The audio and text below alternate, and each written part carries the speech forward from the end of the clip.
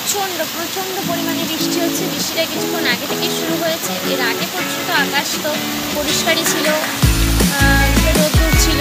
হঠাৎই বৃষ্টিটা নামলো, প্রচণ্ড পরিমাণে বৃষ্টি হচ্ছে। জানি না এখন এই বৃষ্টিটা কতক্ষণ হবে, কিন্তু আমার এই বৃষ্টিটা দেখতে খুবই ভালো লাগছে। আমি এখন একলা ঘরে বসে বসে এই বৃষ্টিটা দেখছি।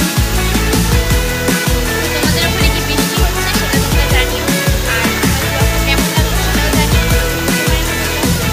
তো আমি জানি না কেমন হবে ব্লগটা, আমি ঠিকঠাকভাবে বলতেও পারছি না, বাট তোমরা জানিও যে তোমাদের সকলে